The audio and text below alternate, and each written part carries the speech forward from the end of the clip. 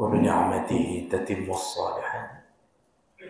أشهد أن لا إله إلا الله وحده لا شريك له وأشهد أن محمدا عبده ورسوله الكريم. اللهم صل وسلم على نبينا وسيدنا المصطفى محمد وعلى آله وأصحابه أجمعين. أما بعد، رب اشرح لي صدري ويسر لي أمري واحلل عقدة من لساني yafqahu qawli. Segala puji bagi Allah, kemudian salawat dan salam pada Rasulullah, pada keluarga. Salat qasar itu boleh dilakukan dengan beberapa syarat, yaitu yang pertama, perjalanannya harus melebihi jarak 2 marhalah atau 16 farsah atau 89 kilometer. Itu syarat pertama. Kemudian syarat kedua, perjalanannya hanya boleh dilakukan qasar, yaitu perjalanan yang tidak berbau maksiat. Dia tidak merencanakan untuk bermaksiat. Namun kalau seandainya maksiat itu terjadi di tengah perjalanan, ini ada perbezaan pandangan. Sebahagian mengatakan dibolehkan seperti mazhab Hanafi, namun mazhab Syafi'i mengatakan kalau timbul niat melakukan maksiat di tengah perjalanan, maka semenjak timbul niat itu, salat berikutnya tidak boleh lagi dilakukan dengan cara qasar. Syarat ketiga, harus keluar dari batas kampung. Jadi tidak boleh melakukan qasar di masjid yang ada di kampung kita sendiri. Jadi kalau sudah merencanakan perjalanan jauh yang melebihi 90 km, maka masjid yang boleh kita berhenti untuk melakukan qasar, masjid tetangga, masjid kampung tetangga. Itu yang paling dekat.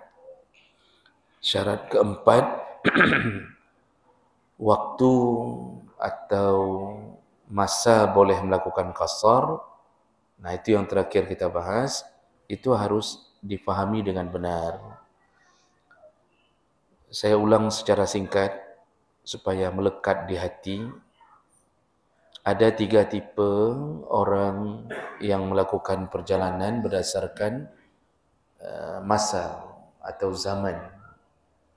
Tipe pertama iaitu merencanakan atau meniatkan melakukan perjalanan jauh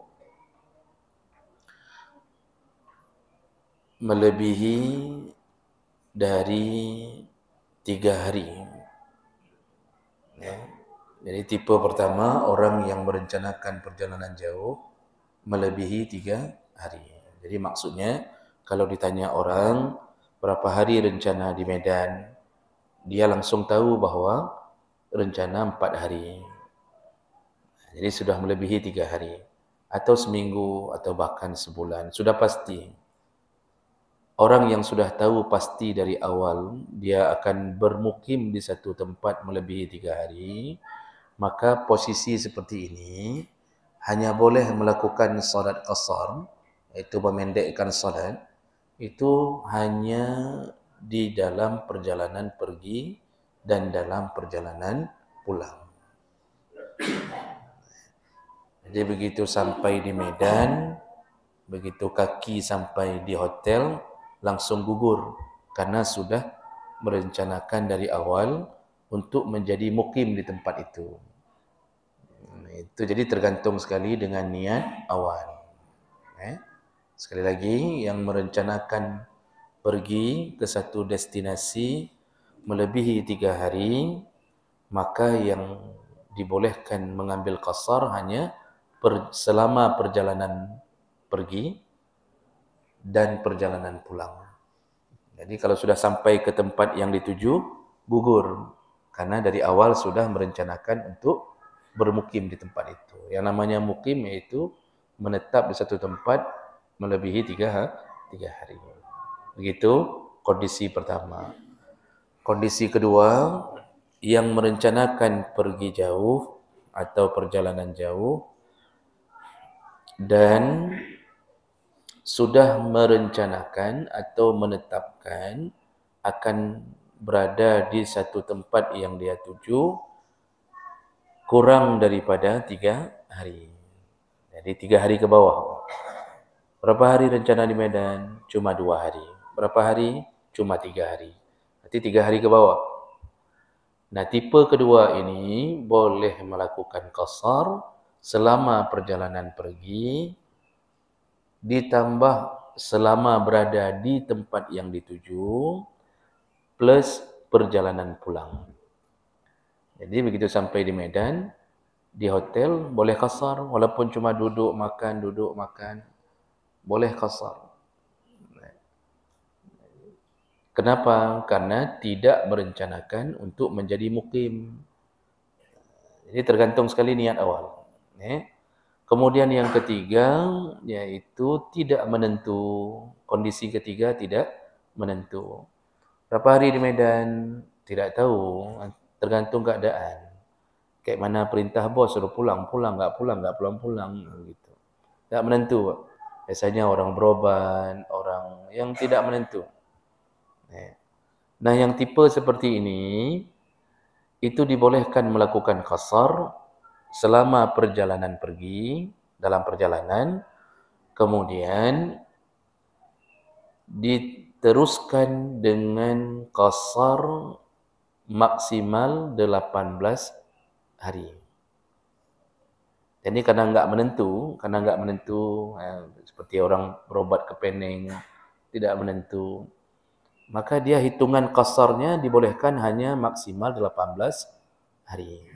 Hari ke-19 belum pulang juga, sudah wajib melakukan salat sempurna.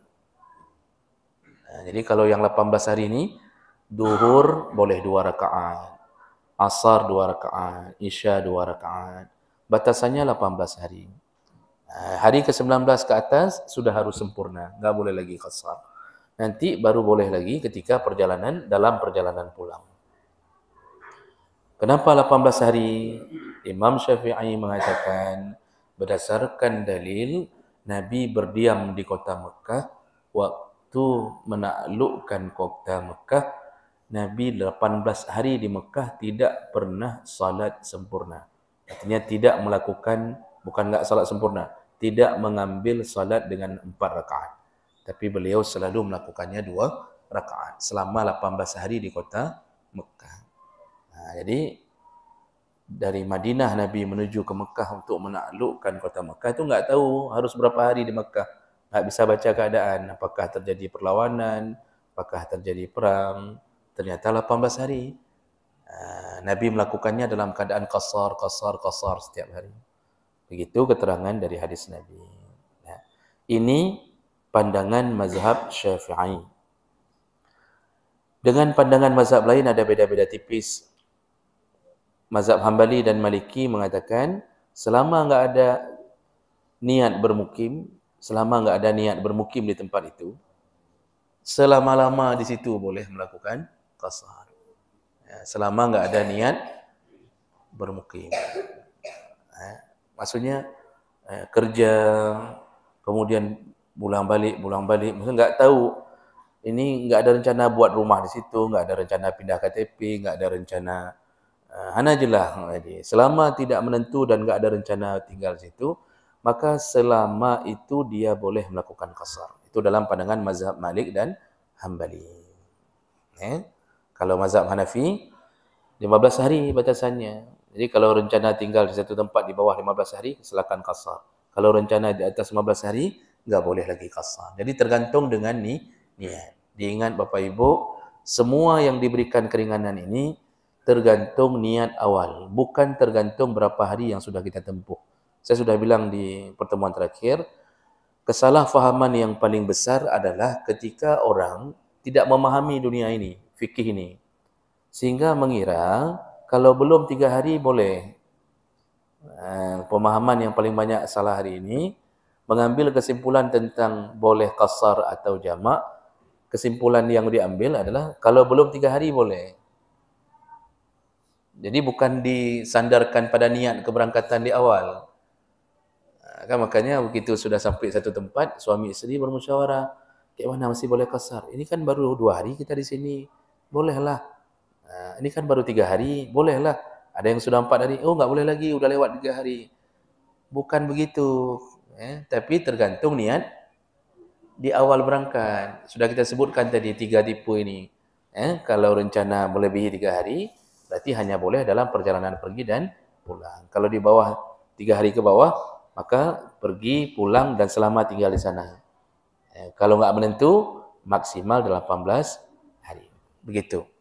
Ini mudah-mudahan dengan kita ulang bisa semakin memantapkan pengetahuan tentang hukum boleh qasar. Paling banyak orang salah faham tentang ini. Baik, kita lanjutkan. Jadi itu syarat keempat, yaitu ada masa tertentu yang ditentukan. Nah, syarat berikutnya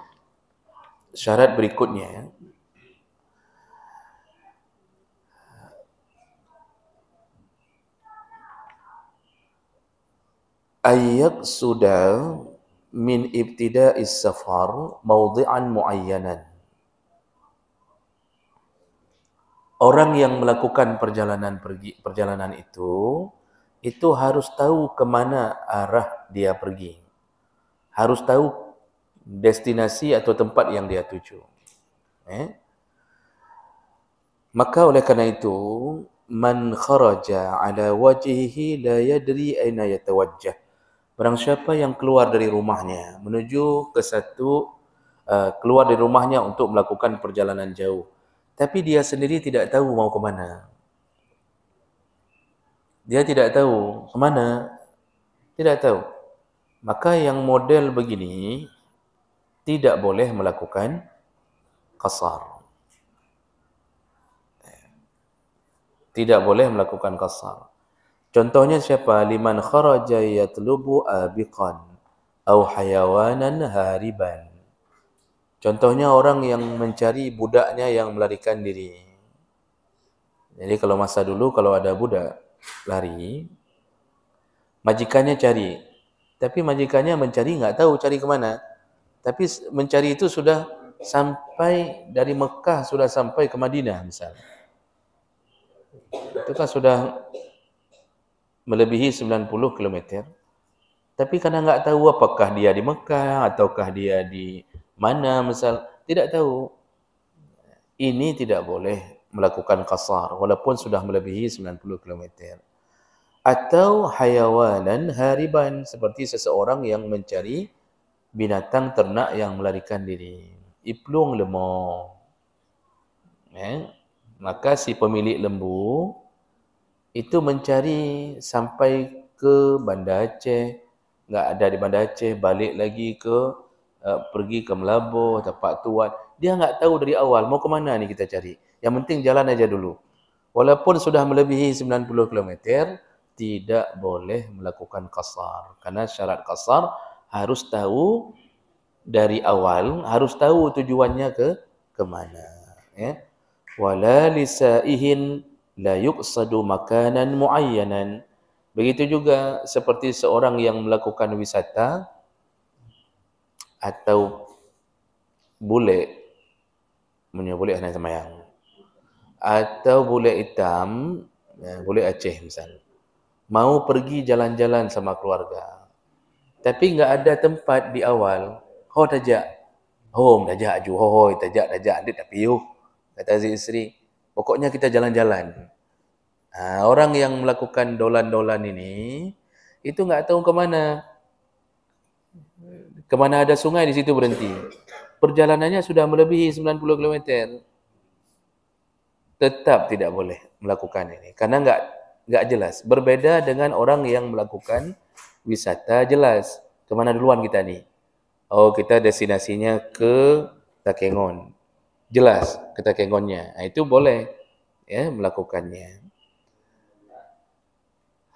Au ghariman yarja' mata wajadahu, atau seperti mencari-cari orang yang berhutang kepadanya. Cari-cari orang yang berhutang. Orang berhutang kemudian melarikan diri. Kita cari, tapi enggak tahu ke mana kita cari. Yang penting cari. Nah, hal yang seperti ini semua sama, tidak boleh melakukan qasar.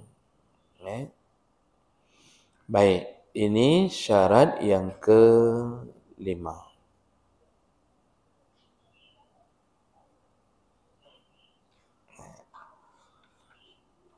Berikutnya, syarat yang keenam, al-istiqlal birra'i, yaitu orang yang melakukan perjalanan itu harus istiqlal. Istiqlal birra'i ini dia mengikuti perintahnya sendiri, bukan mengikuti perintah orang atau bukan di bawah tekanan orang lain. فمن كان تابعا غيره ممن هو مالك أمره كالزوجة مع زوجها والجندي مع أميره والخادم مع سيده والطالب مع أستاذه. Jadi kalau ada orang yang melakukan perjalanan jauh tapi dia di bawah perintah atau paksaan orang lain, seperti seorang istri yang mengikuti suaminya.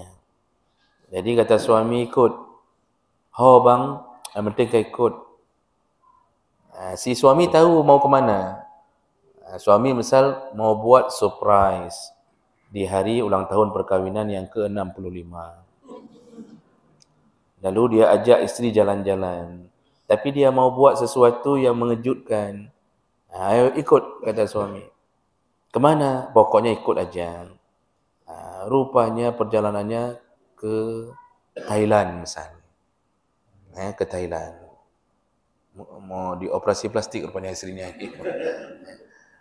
Dan si isteri enggak dikasih tahu dari tadi. Si suami tahu.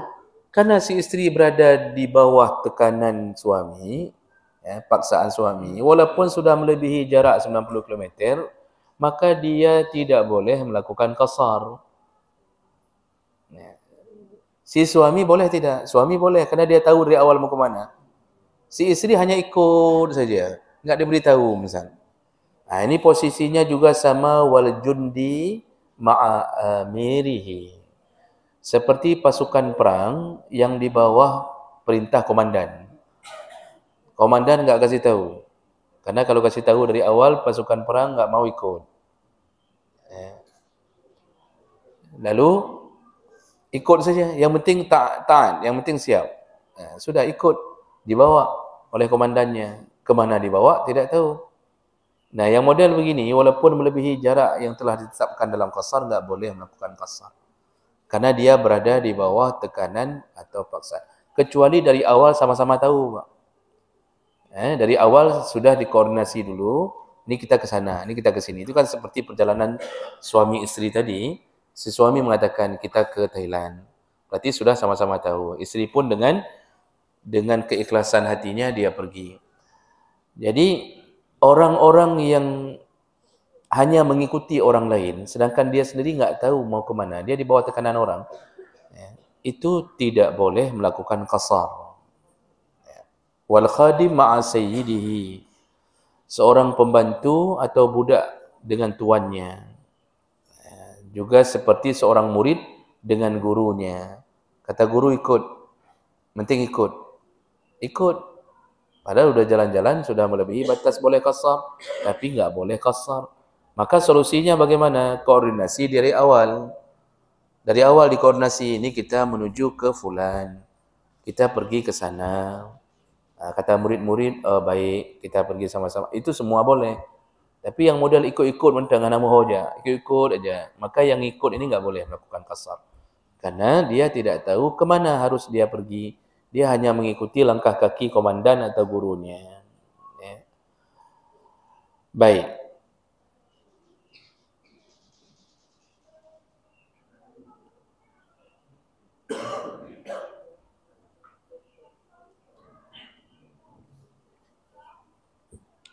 seandainya ditambahkan permasalahan ini, seandainya anna tabi' inna warruju' min safarihi mata takhallas min at-tabi'iyyah kal jundi idza syataba ismah.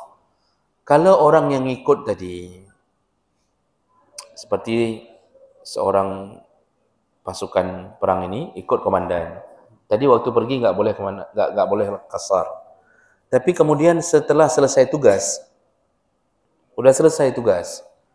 Lalu si komandan bilang, terserah kalian lah, sekarang kalian mau pulang, pulanglah. Nah, ketika dia pulang, kalau jarak antara tempat dia, jarak antara tempat dia disuruh pulang ke rumahnya melebihi 90 km, maka si pasukan ini boleh kembali melakukan qasar.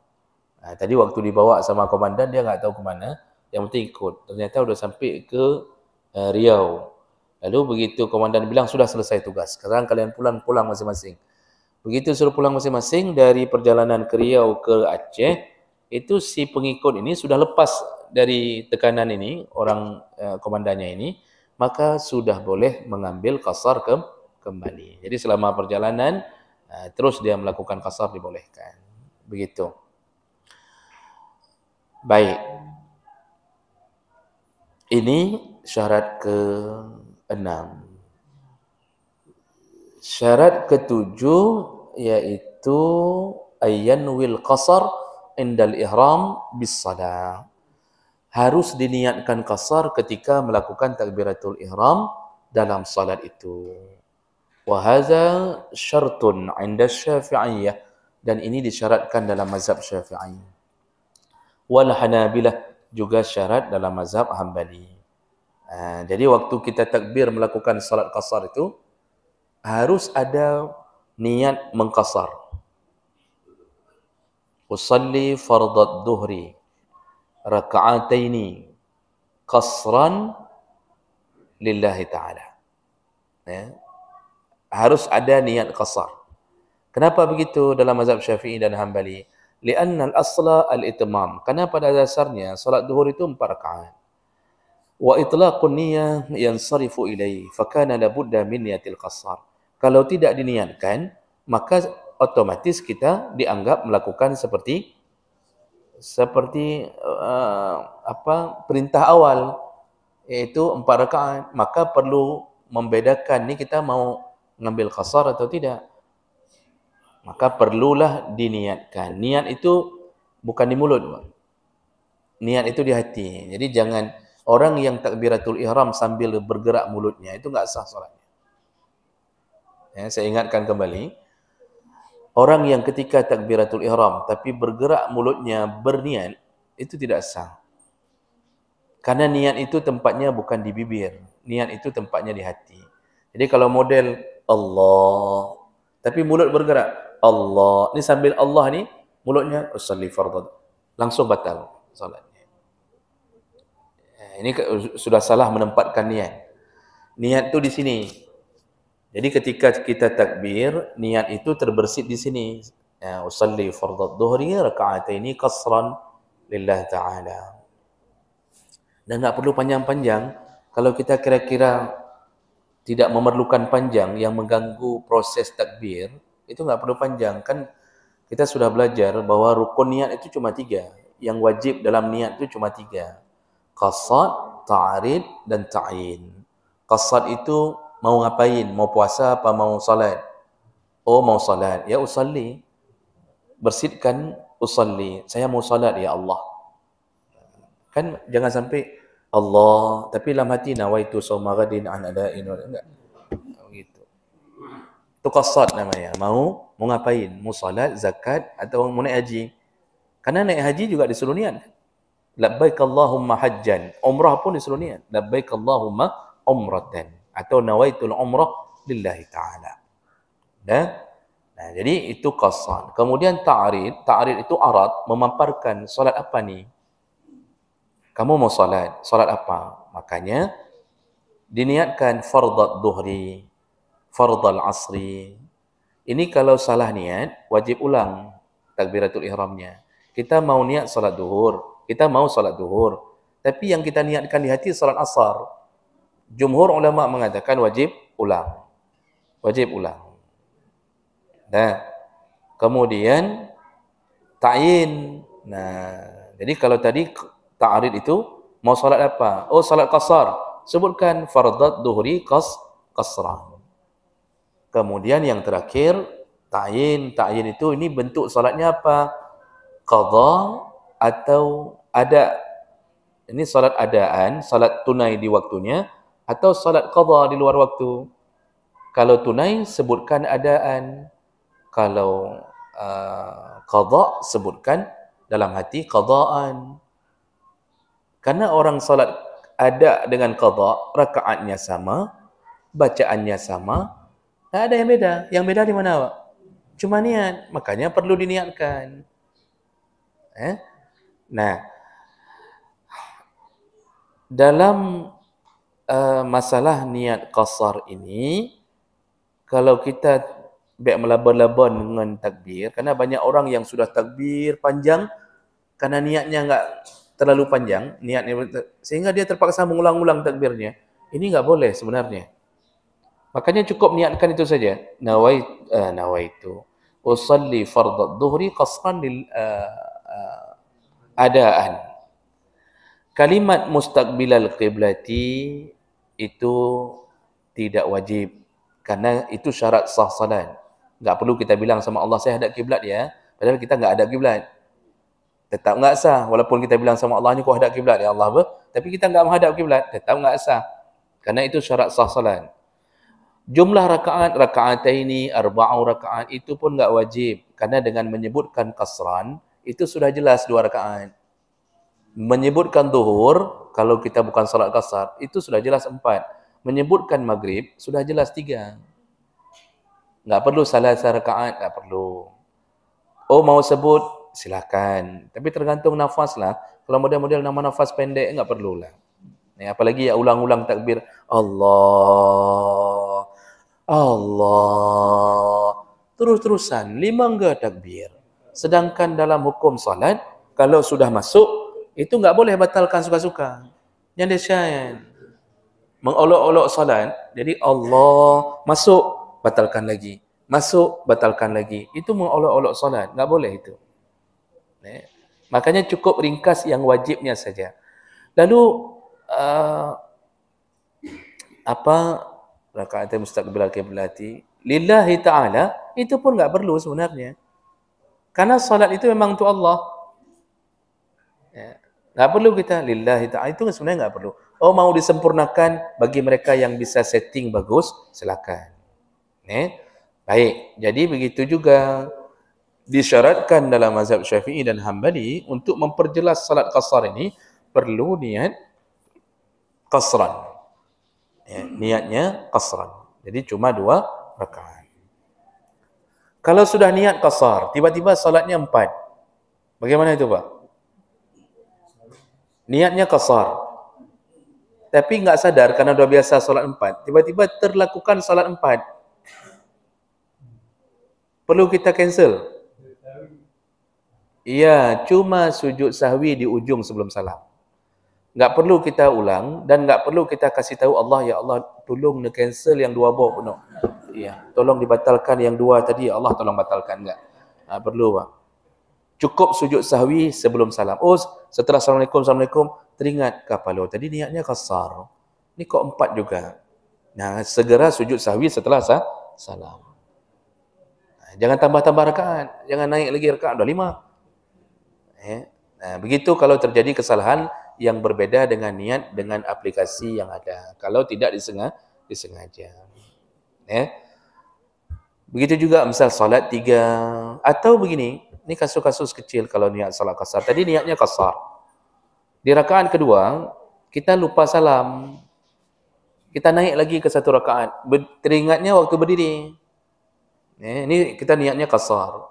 Tapi teringat kita waktu kita berdiri lagi ke rakaat ketiga. Di situ teringat, oh tadi niatnya qasar. Bolehkah balik? Boleh. Kenapa? Karena kan tadi kita rencana qasar. Yang namanya qasar kan cuma 2 rakaat. Berarti rakaat kedua itu sudah tasyahud akhir. Tapi karena kita lupa, kita naik. Tasyahud akhir itu rukun. Naik berdiri juga rukun. Rukun bertemu rukun, itu boleh balik. Nah, jadi pas kita naik rakaat ketiga, dah lebih nih. Teringat kita waktu berdiri, segera balik, duduk tasyahud akhir, lalu baca seperti biasa, nanti sujud sahwi. Yang enggak boleh balik, itu kalau bertemu tasyahud awal dengan berdiri rakaat ketiga. Misal kita salat Isya, kemudian waktu rakaat kedua, lupa duduk tasyahud awal, naik. Tasyahud awal hukumnya dalam fikih salat, manapun mazhab menyebutkan itu sunnah. Tasyahud awal.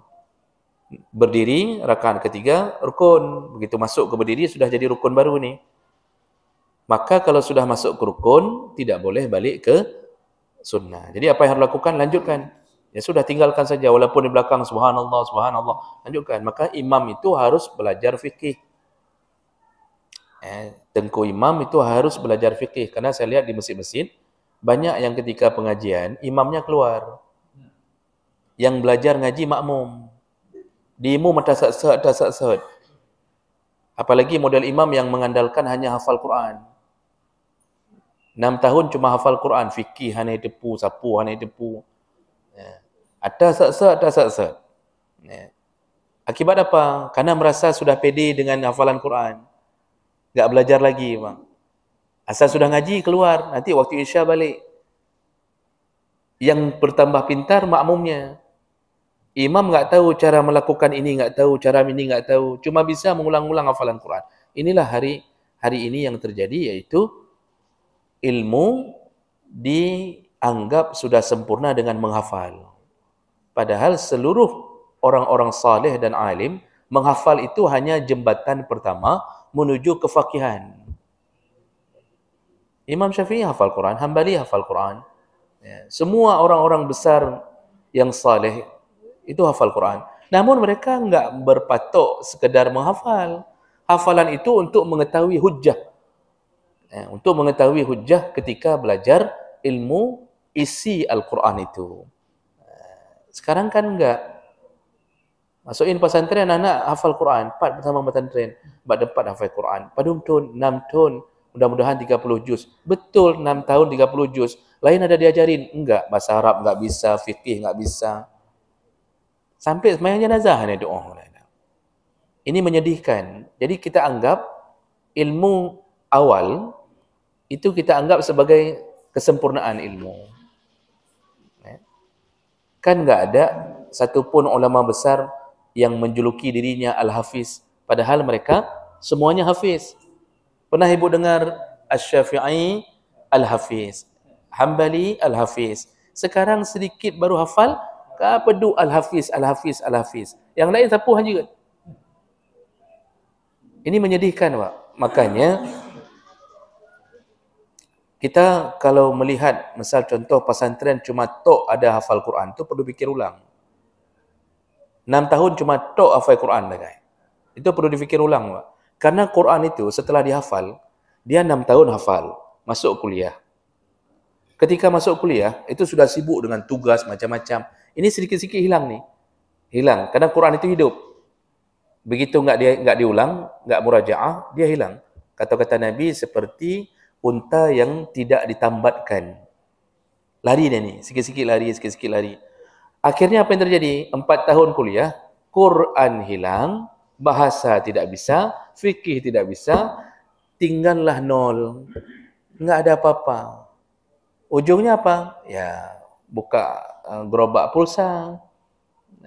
Ilmu mahanjit le, suruh mengajar enggak bisa. Begitu keadaan kita hari ini. Makanya jangan sampai terbuai dengan itu. Bagus, hafal Quran itu bagus, Pak. Itu dunia yang paling bagus dibandingkan mereka main game macam-macam. Bagus sekali. Cuma terbuainya kita, orang dianggap enggak perlu lagi menuntut ilmu. Cukup dengan hafal-hafal saja.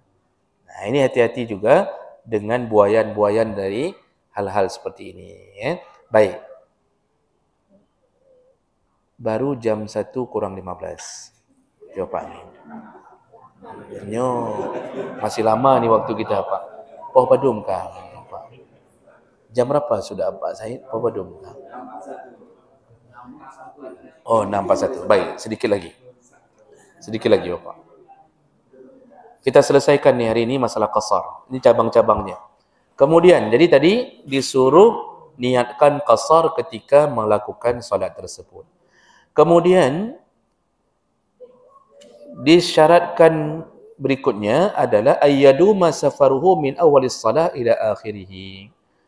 Boleh melakukan salat qasar itu kalau waktu kita melakukannya kita masih di dalam perjalanan. Ya, artinya kalau seseorang mengubah niatnya di tengah jalan tidak jadi pergi, maka selama dalam masa kepulangan itu dia tidak boleh melakukannya. Jadi kalau putus, misal rencana dari sini ke Medan, rupanya baru sampai ke Banten, baru 60 km misal, baru sampai ke Banten, berubah niat kita. Berubah niat. Dapat telefon suruh pulang. Ya, pulang. Nah, di situ enggak boleh kita mengambil kembali qasar itu. Oh, tadi sudah dilakukan qasar karena tadi belum dapat telefon, sudah duluan salat di misal di mana Pak kah? Sudah duluan salat zuhur baru kita lanjut. Ternyata sebelum asar suruh telefon, habis salat zuhur suruh telefon suruh pulang. Perlukah diganti salat yang sudah kita enggak perlu? Karena tadi waktu kita salat kita rencananya memang mau ke Medan. Tapi begitu membalikkan keadaan, maka selama pulang dari Pantun ke sini, misal masuk waktu asar, enggak boleh mengambil asar kembali. Ya, karena kita sudah memutuskan niat perjalanan kita tidak sampai seperti yang kita inginkan. Baik. Yang terakhir yaitu alla yaqtadi man yaksur bi muqim atau bi musafir yatimmus shalah. Syarat terakhir tidak boleh orang yang mengqasar salat mengikuti jamaah orang mukim. Tidak boleh orang yang merencanakan qasar salat mengikuti jamaahnya orang mukim. Nah, ini perlu dipahami benar-benar. Ada dua model kan? Kalau bukan orang yang musafir mengikuti mukim, orang mukim mengikuti musafir. Nah, sekarang kita lihat dulu misal iqtida al-musafir bil mukim. Kalau orang musafir mengikuti mukim, ittafaqal fuqaha ala annahu yajuzu iqtida al-musafir bil muqim ma'al qarahah indal malikiyah wa li mukhalafatil musafir sunnatahu al-qasar. Nah, kalau seandainya ada seorang musafir mengikuti muqim, tadi rencana ke Banda Aceh, sampai di Sigli kita turun di Masjid Sigli, ada jamaah di situ. Yang mau dibilang tadi apa? Enggak boleh orang musafir ini mengikuti jamaah si mukim kalau dia berniat qasar. Ini kan salat zuhur di Sigli. Yang di masjid itu salat zuhur 4 rakaat. Kita pinginnya qasar, lalu kita ikuti jamaah itu, kita berhenti sendiri di rakaat kedua. Yang lain sambung semuanya orang mukim di situ, sambung 4 rakaat. Kita langsung rakaat kedua, Assalamualaikum, enggak sah. Tidak sah. Enggak boleh seorang musafir yang merencanakan salat qasar mengikuti jamaahnya orang muqim. Kecuali dia rubah niatnya, artinya jangan ambil qasar. Kalau ikut muqim, jangan ambil qasar. Berarti ikutlah salat jamaah bersama mereka. Jadi yang enggak boleh bagi siapa? Yang merencanakan qasar. Yang enggak merencanakan qasar boleh. Ikut aja jamaah mereka. Dan kita sudah jawab kan di pertemuan yang lalu, kalau disuruh pilih, kondisinya ini kan bertemu, kita salat qasar sendiri, atau kita ikut jamaah mukim itu sempurna. Maka jawaban para ulama tetap berjamaah lebih utama. Jadi yang kita bicara di awal pelajaran, bahwa salat qasar itu lebih utama daripada salat sempurna, itu kalau tidak bertemu dengan jamaah. Ya. Misal disuruh pilih kita sendiri ni, kah kimankah? Sembahyang qasar, bukan sembahyang sempurna per rakaat.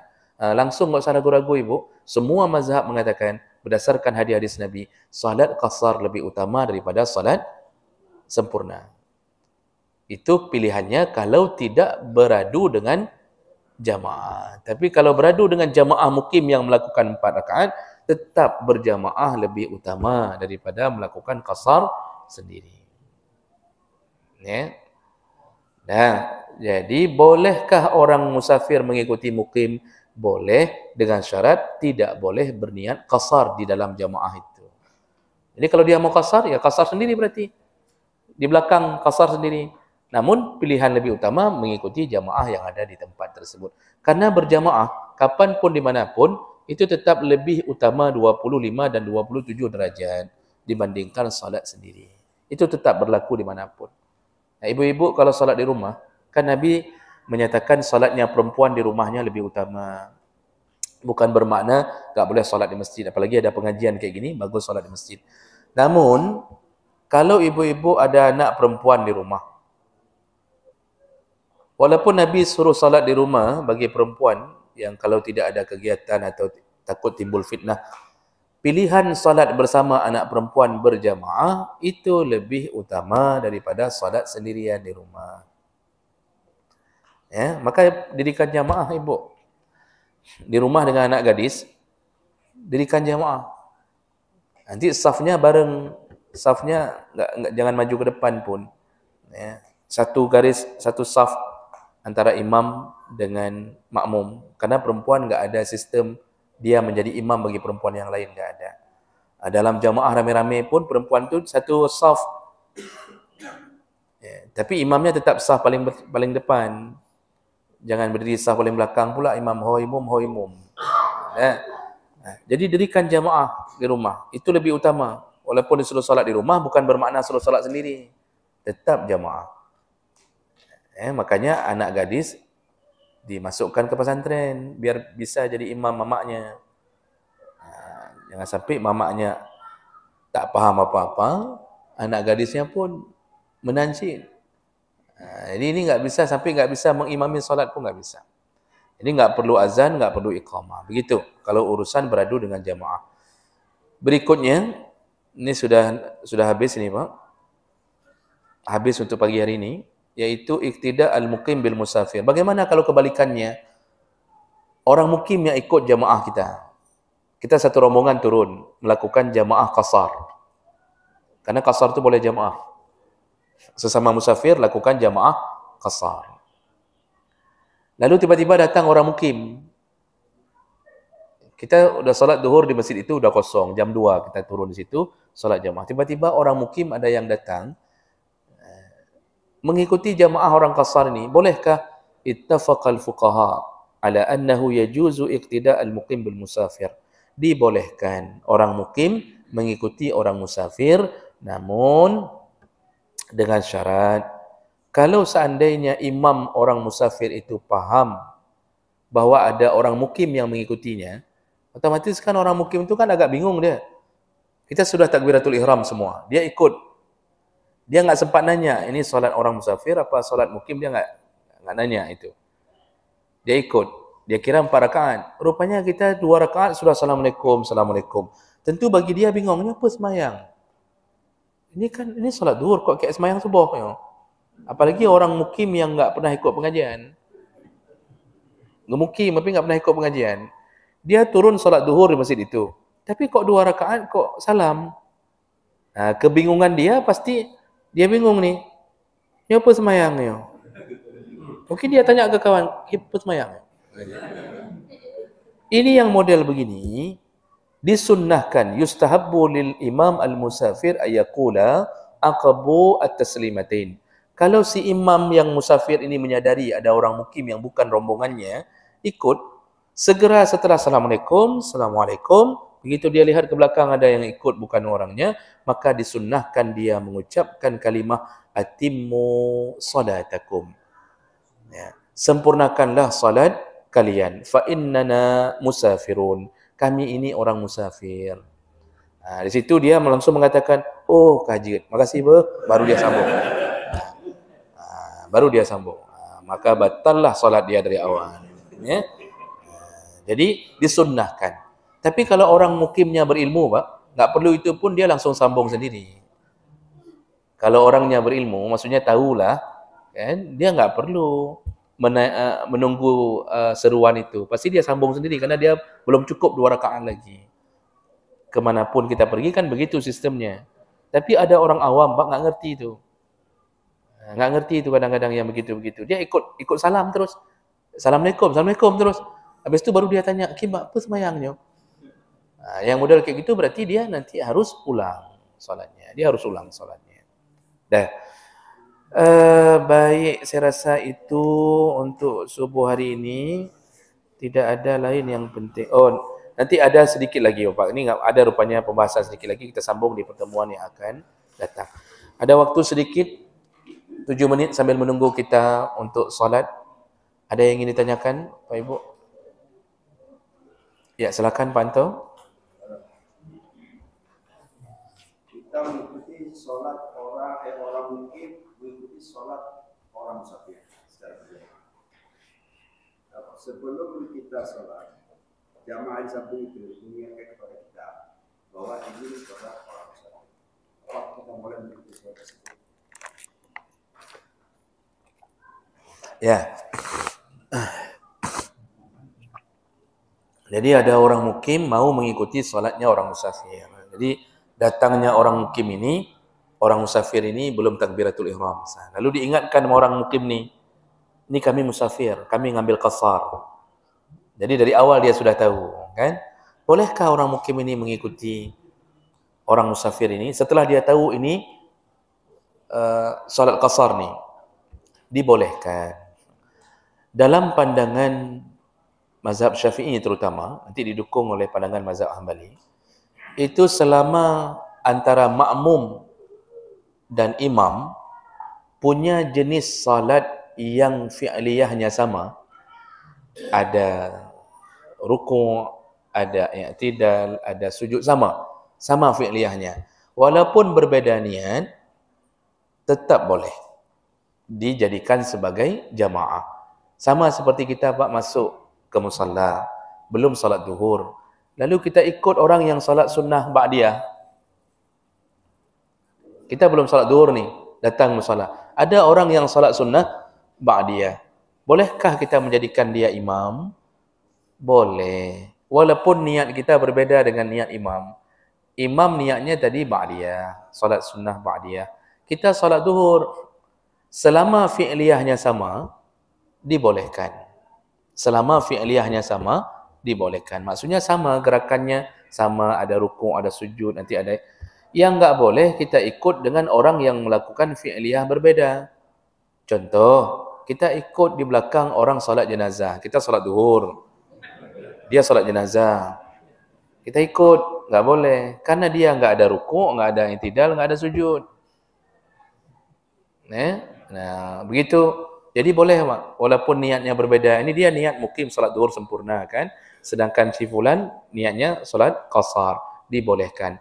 Dengan begitu dia langsung dari awal sudah tahu, nanti dia tinggal tambah dua rakaat. Begitu. Ada lain, Ibu? Ya.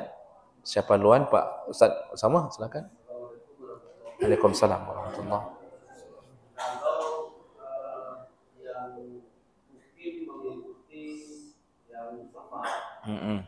Lalu si mukim ini pada saat salam tanpa sengaja dia ikut salam juga ke kanan. Tapi ketika mau ke kiri dia tertahan, artinya dia tidak jadi ke kiri. Teringat bahwa ini saya sudah ikut pada sama. Apakah batal salatnya karena sudah ikut salat pertama atau bagaimana? Baik. Kalau mukim dengan ketidaksengajaan atau lupa, dia ikut salam. Itu Assalamualaikum, latah dia, langsung Assalamualaikum juga. Apakah batal? Tidak. Semua yang dilakukan dalam keadaan sahwun, lupa, tidak sengaja, itu tidak membatalkan salat. Dia cukup hanya langsung naik kembali, nanti dia sujud sahwi sebelum salam. Salam dia yang pertama itu tidak dianggap pembatal salat karena dia melakukannya dengan keadaan tidak sengaja, lupa. Nah, konsepnya ke situ semua, Ustaz. Kecuali dia lakukan sengaja. Dia sengaja menghabiskan rakaatnya di situ batal. Dia harus ulang dari awal. Semua yang tidak sengaja, baik terbedah ataupun kita duluan salam, tidak sengaja salam, macam-macam yang tidak sengaja itu semuanya tidak membatalkan salat. Dia cukup hanya mengganti dengan sujud sahwi, jadi cukup sempurnakan salat lalu ganti dengan sujud sahwi. Begitu. Tadi Pak Said terakhir mungkin, terakhir.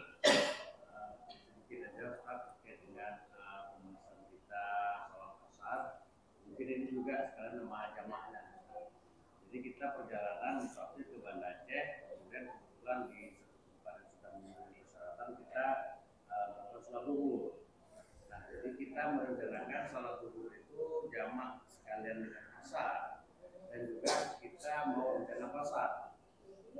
Nah, jadi pada saat kita sampai kita telah di Bidun atau kita telah di Sarawak, kita salat zuhur, di situ sedang ada jemaah. Kita mengikuti ini sudah kita niatkan kita akan jamak dengan asar.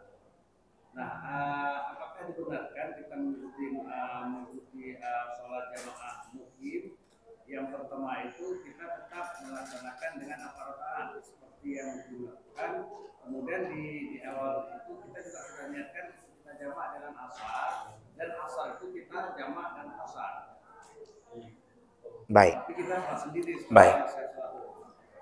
Baik, ini kita pembahasannya melakukan jamak. Ini jamak kita mulai bicarakan mungkin minggu depan, tapi ada sedikit lagi yang perlu diketahui tentang qasar.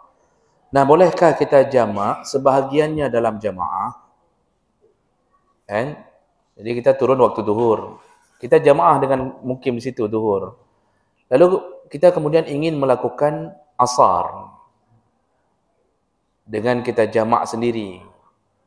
Tapi kita niatkan juga jamaknya jamak qasar, ya, maksudnya asarnya kita jadikan 2 rakaat begitu kan? Apakah boleh atau tidak? Jadi begini dulu yang perlu kita fahami bahwa jamak itu alternatif kedua setelah qasar. Jadi sebenarnya kalau kita baca fikih lebih mendalam, kita ini pilihan utama dalam perjalanan itu qasar. Hadis-hadis Nabi menyebutkan qasar. Nah, sedangkan jamak itu alternatif kedua ketika kita menemukan kesulitan. Contoh, kita berhenti di satu masjid. Kita mau salat zuhur dan asar jamak. Ada apa sehingga kita jamak? Ada apa? Apakah ke depan enggak ada masjid lagi? Atau cuaca enggak mungkin kita turun di masjid untuk salat asar? Atau kita naik mobil orang yang kata supir nyoh nadang li nyoh nadang li, enggak ada berhenti lagi ya, sembahyang zuhur dengan asar terus. Berarti kita timbul kesulitan untuk melakukan salat yang berikutnya. Nah, begitu timbul kesulitan, alternatif keduanya adalah jamak. Ya. Tapi kalau dilihat dari hadis-hadis dan dalil-dalil, Nabi kalau perjalanan itu enggak mikir jamak. Nabi tetap melakukan qasar. Maka coba cek, tidak ada dalil, bukan tidak ada, cuma ada satu yang atau dua dalil yang Nabi melakukan jamak, yaitu terutama ketika musim haji, jamak di Muzdalifah dan di Mina. Ya. Selain itu Nabi qasar. Nah, itu dulu yang perlu kita pahami. Jadi pilihan kita, kalau kesulitan terjadi, nyoh hanjit li dadang sang bat angin cuaca, ini kayak hujan lebat nih asar nih. Ya udahlah, jamak saja boleh. Itu alternatif yang diberi Allah untuk jamak. Karena jamak ini lebih luas pembahasannya. Kalau qasar hanya dalam perjalanan, keistimewaan dalam perjalanan. Kalau jamak itu bukan hanya dalam perjalanan, Pak. Boleh ketika melarikan diri di medan perang, boleh sakit, boleh macam-macam, itu lebih luas, nanti pembahasannya ke depan. Nah, sekarang bolehkah kita misal mengalami kesulitan? Bolehkah kita jamaah dengan zuhur di tempat itu? Lalu kita sambung sendiri dengan asar, boleh. Tapi syaratnya jangan selangi dengan zikir. Jangan selangi dengan Zikir. Kan setelah kita duhur berjamaah situ. Jamaah situ kan zikir.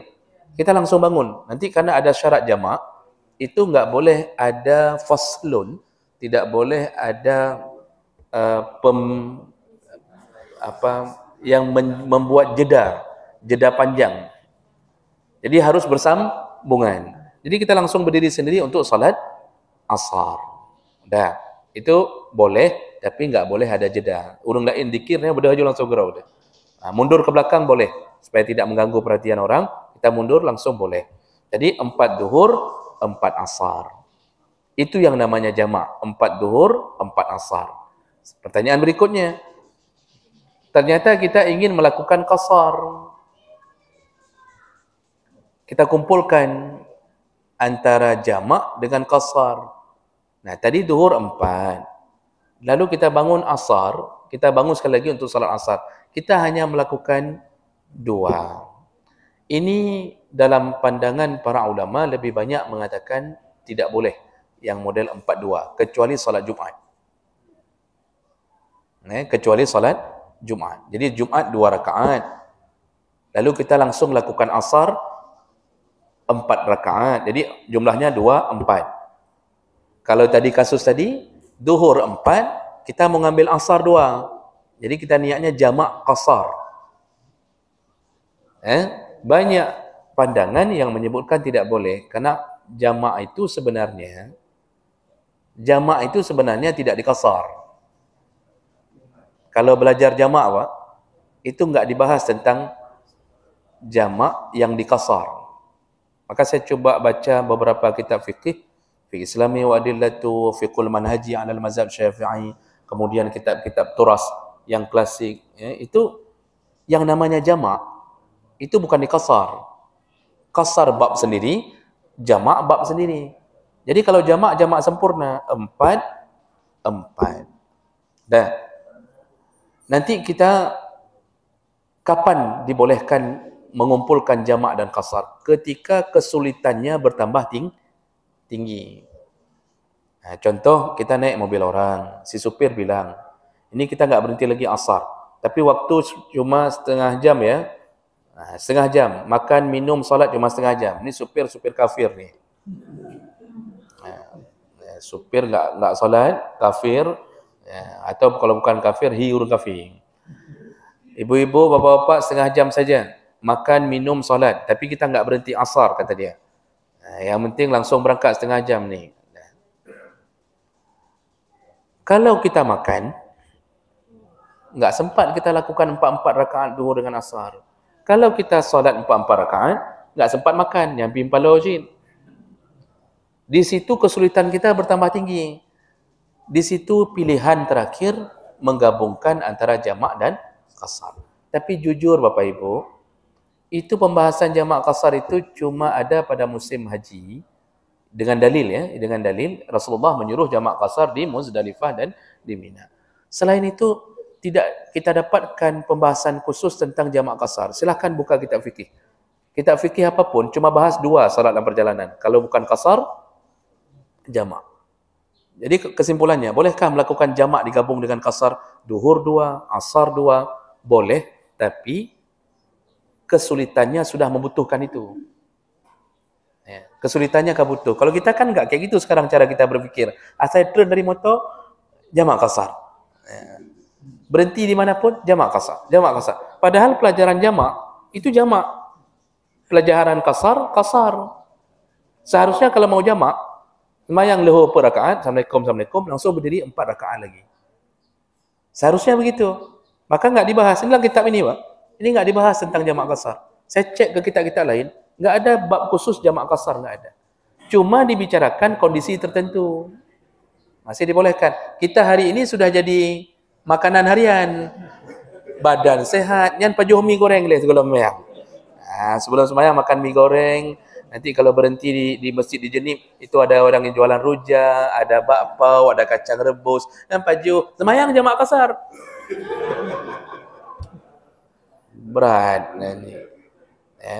Jadi jangan biasakan lagi itu. Jadi kalau bisa hindari yang model tidak seragam kecuali Jumaat.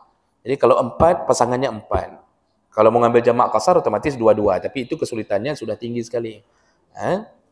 Saya pribadi dulu sebelum mencoba untuk terus mendalami masalah ini, juga kadang-kadang long turn, saya kepegah ahli goreng, masa-masa jamak kasar aja. Jamak kasar. Setelah saya baca berulang-ulang, dah betul ya.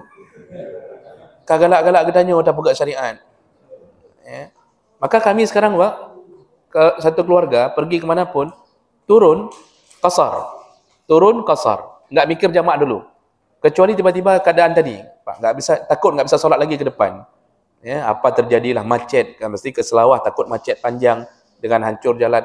Di situ baru ambil jamak. Dan jamak saya perintahkan isteri dan anak ambil 4 tambah 4. Jangan ambil qasar selama tidak ada kesulitan. Karena pelajarannya itu yang sebenarnya 4-4, kedua-dua. Ya, baik, kira-kira begitu. Kenapa kita lakukan masalah jamak kasar? Misalnya kita di sholat zuhur sama, ya kan? Kita langsung jamak kasar dengan asar. Ya. Cuma dulu kita dengar penjelasan dari peneliti. Waktu kita perjalanan ke dekat, apakah kamu yakin bahwa sampai ke tempat tersebut, gitu ya? Sebelum melaksanakan salat. Itu yang maka kita berpedoman di situ dulu. Masalah yakin tidak yakin sampai ke tempat itu tidak mengubah keadaan tentang cara melakukan jamak. Jadi kalau mau jamak tetap disuruh 4. Masalah yakin truk yakin kedih kan enggak mengubah dengan keyakinan itu harus menjadikan 4 menjadi 2. Itu yakinnya terlalu dekat. Yakinkah mati adanya? Apalagi bicaranya apakah kamu yakin bisa sampai ke tempat? Hana yakin, hana yakin sembahyang jamak. Siapa yang suruh jamaknya kasar gara-gara yakin itu? Ya? Maksudnya jamaknya boleh karena takut nanti enggak sampai. Boleh karena pelajaran jamak itu boleh untuk perjalanan salah satunya. Tapi bukan untuk di qasar. Kecuali kesulitannya tadi timbul lebih tinggi lagi. Ya. Baik, demikian Bapak Ibu untuk hari ini. Ya, sudah boleh kita lakukan salat. Semoga yang hadir Allah catatkan pahala dan semoga Allah kumpulkan kita kembali di dalam surganya. Subhanakallahumma bihamdik, asyhadu an la ilaha illa anta, astaghfiruka wa atubu ilaik. Wassalamualaikum warahmatullahi wabarakatuh.